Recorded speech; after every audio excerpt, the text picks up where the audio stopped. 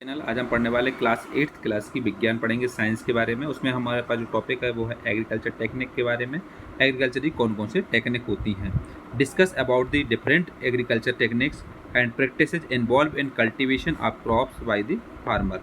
किसानों के द्वारा जो फसल को बनाने के लिए एग्रीकल्चर खेती के लिए जो जो टेक्निक होती हैं उसके बारे में हम इसमें पढ़ रहे हैं। सो दीज टेक्निक इंक्लूड, पहला होता है प्रिपरेशन ऑफ सॉइल, दूसरा होता है selection of seed and sowing, तीसरा होता है addition of manure and fertiliser, चौथा होता है इरिगेशन, पांचवा होता है प्रोटेक्शन ऑफ क्रॉप्स, छठवां होता है हार्वेस्टिंग, थ्रेसिंग एंड विनोइंग और सातवां होता है स्टोरेज।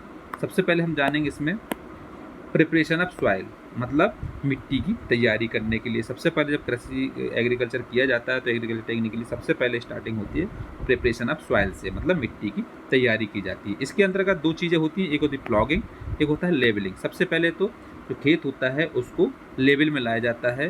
अगर कोई ढलान है तो उसको लेवलिंग करेंगे तो सबसे पहले लेवलिंग किया जाता है, उसके अलावा प्लॉगिंग की जाती है, मतलब जुताई की जाती है। दूसरा होता है selection of seed and sowing. इसके बाद जुताई हो जाती है तो जुताई के बाद क्या करते हैं उसमें, उसके लिए उस बीज का चयन किया जाता है बुआई करने के लिए। जो बीज का चयन अच्छी क्वालिटी वाला बीज को रखते हैं, सिलेक्शन ऑफ सीड आता है, मतलब बीज को का चयन करते हैं, उसको अच्छी क्वालिटी वाला बीज को रखा जाता है और उसको बुआई की जाती है। ब्रॉडकास्टिंग, इसके अंतर्गत ब्रॉडकास्टिंग एंड सीड ड्रिल के द्वारा बुआई की जाती है। ब्रॉडकास्टिंग और सीड ड्रिल के द्वारा इसमें बुआई की जाती है। Addition of manure and fertilisers, जब बुआई हो जाती है तो बुआई के बाद क्या होता है, उसमें जो फसल उत्पन्न होती है उसके लिए हमको उसकी रक्षा करने के लिए उसके लिए खाद डालना पड़ता है और उसकी उर्वरक शक्ति को पे ध्यान देना पड़ता है, तो इस कारण इसमें खाद को डाला जाता है। Addition of manure and fertilisers आएगा। इसके बाद इरिगेशन किया जाता है, मतलब सिंचाई की जाती है। सिंचाई भी दो तरीके से की जाती है, एक होता है स्प्रिंकलर और दूसरा होता है ड्रिप इरिगेशन। स्प्रिंकलर मतलब छिड़काव करके पानी को डाला जाता है और दूसरी सिंचाई की जाती है बूंद से सिंचाई की जाती है, तो ड्रिप इरिगेशन होता है। तो इरिगेशन दो तरीके से होती है, एक होता है स्प्रिंकलर, दूसरा होता है ड्रिप इरिगेशन। फिर protection of crop, protection crop को सुरक्षा करने के लिए क्या करते हैं, इसमें हम लोग तीन कंडीशन करते हैं। एक वीडिसाइड्स होता है, पेस्टिसाइड्स होता है एंड फंगिसाइड्स होता है, मतलब खरपतवार नाशी करते हैं, कीटनाशक दवाई डालते हैं और कवकनाशी दवाई को डाला जाता है।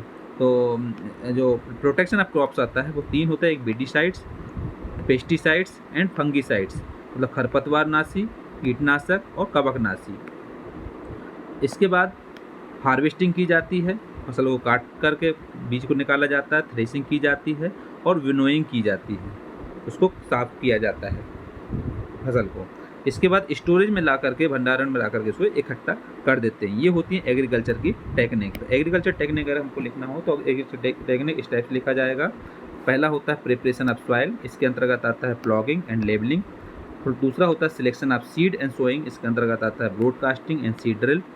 फिर होता है addition of manure and fertilisers. फिर होता है इरिगेशन, स्प्रिंकलर, ड्रिप इरिगेशन होता है।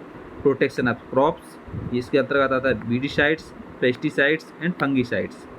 हार्वेस्टिंग होती है, थ्रेशिंग होती है और विनोइंग होती है, और फिर स्टोरेज किया जाता है बीज को। तो ये होता है एग्रीकल्चर टेक्निक के बारे में।